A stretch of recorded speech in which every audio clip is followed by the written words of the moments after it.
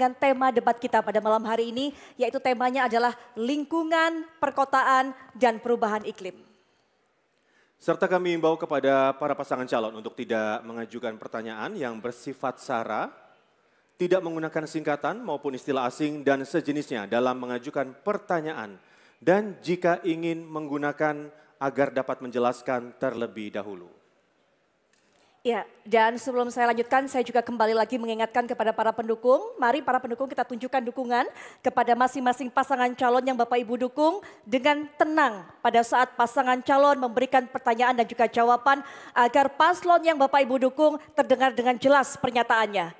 Baik, saya akan langsung saja lanjutkan dan persilakan kepada calon gubernur dan wakil gubernur nomor urut 1 Bapak Ridwan Kamil dan Bapak Suswono untuk memberikan pertanyaan kepada pasangan calon nomor urut 3 Bapak Pramono Anung dan juga Bapak Rano Karno atau Sidul. Waktunya masih sama Bapak, 1 menit sejak Bapak berbicara, kami persilakan. Ya,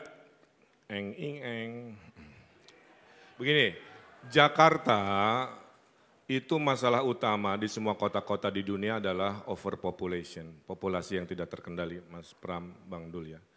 Sehingga dalam 5, 10, 15 tahun ke depan, proses pemadatan kota itu kan menjadi penting. Ada 2 catatan yang ingin saya tanyakan.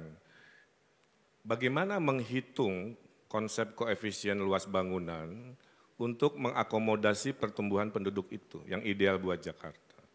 Angka berapa, ngitungnya seperti apa. Yang kedua, fraksi PDIP, Mas Pram, di tahun 2022 pernah menolak ide Pak Anies untuk membuat rumah jadi 4 lantai. Dengan alasan katanya bikin beban Jakarta, dengan alasan katanya persiapan Pilpres. Jadi ideologinya tuh kemana sebenarnya dalam merespon masalah ini? Makasih. Baik. Waktu sudah habis, diberikan pertanyaan, langsung saja diberikan jawaban oleh pasangan calon nomor urut 3, Bapak Pramono Anung dan juga Bapak Rano Karno atau Sidul. Waktunya 2 menit mulai dari Bapak berbicara, kami persilakan. Pak Ridwan Kamil yang saya hormati dan Pak Suswono yang saya hormati. Yang pertama, kalau saya dan Bang Dul menjadi gubernur dan wakil gubernur, maka kami akan menggunakan lahan-lahan yang dimiliki oleh pemerintah Jakarta dan juga BUMD untuk menjadi tempat hunian bagi warga Jakarta. Kami akan mengembangkan kantor-kantor kecamatan, kantor kelurahan, kantor desa, sekolah-sekolah yang ada untuk dibuat hunian ke atas, menjadi make use. Sehingga dengan demikian apa yang akan kami lakukan? Misalnya sebagai contoh konkret, di Jakarta Selatan, di Blok S ada sekolah dengan luas 1,1 hektar. Muridnya hanya 120. Rata-rata mereka jam 3, jam 4 sudah nggak ada kegiatan. Nah yang seperti itu akan saya gunakan untuk membuat yang pertama, lantai 1, 2, 3, 4, 5 ke bawah menjadi valet parking. 1, 2, 3 menjadi sekolah. Kita perbaiki dengan fasilitas yang lebih lengkap.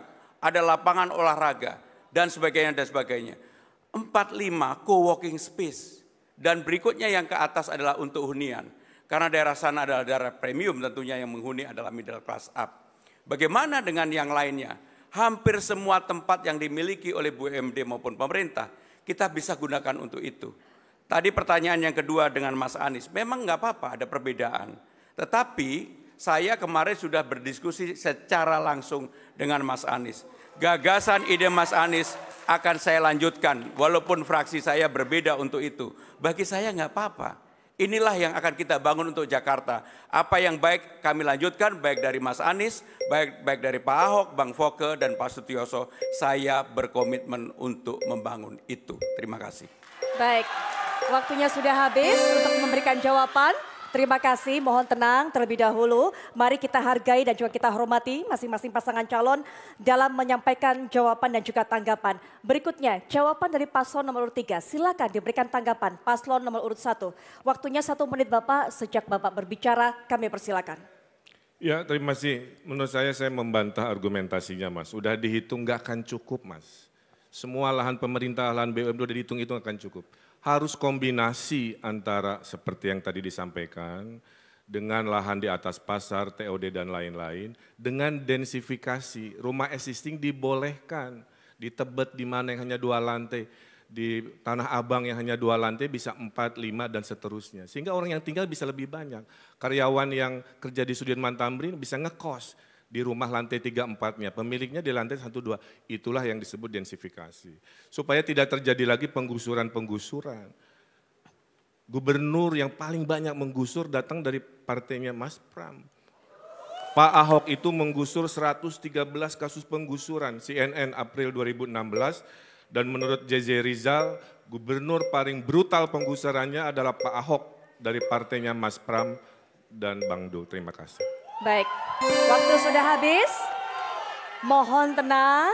Baik, kami pahami semangatnya tapi mohon kita hargai masing-masing pasangan calon, Bapak Ibu. Baik, dan berikutnya tanggapan ini silakan diberikan respon oleh pasangan calon nomor urut 3, Bapak Pramono Anung dan juga Bapak Rano Karno atau Sidul. Waktunya kembali Bapak, hanya 1 menit saja, silakan dimanfaatkan dengan baik. Dimulai sejak Bapak, mohon maaf kami tidak akan memulai jika tidak tenang. Para pendukung. Kita bisa mengeluarkan dari ruangan sekali lagi. Sekali lagi kami benarkan akan mengeluarkan Anda ya. Baik. Bapak Ibu, mari kita tunjukkan Bapak Ibu merupakan pendukung yang baik dengan memberikan kesempatan kepada pasangan calon. Setuju ya? Baik. Oke, baik. Silakan Bapak, waktunya 1 menit sejak Bapak berbicara. Kami persilakan. Malam ini saya didampingi oleh Ahoker dan Ana Abbas. Sehingga dengan demikian saya akan menggabungkan, bagi saya tidak mau menjawab itu, tetapi saya berkomitmen di dalam membangun Jakarta, saya lebih memanusiakan orang-orang yang memang perlu mendapatkan pertolongan. Sehingga dengan demikian catat apa yang menjadi omongan saya. Kalau saya menjadi gubernur, saya tidak melakukan penggusuran, yang saya lakukan adalah pemberdayaan.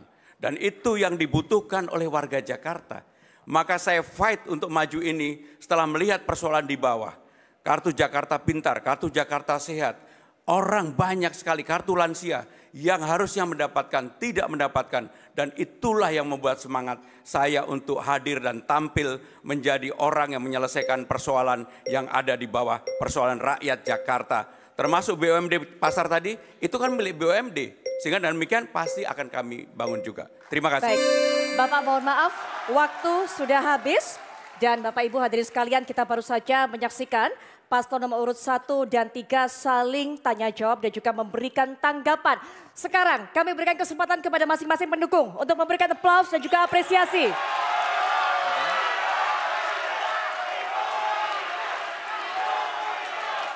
Baik, cukup Bapak Ibu, kita lanjutkan kembali. Cukup, kita lanjutkan kembali. Tolong beri kesempatan kembali untuk pasangan calon untuk bertanya dan juga menjawab serta memberikan tanggapan. Kami akan kembali memberikan waktu untuk memberikan apresiasi kepada pasangan calon. Terima kasih. Kita akan lanjutkan kembali.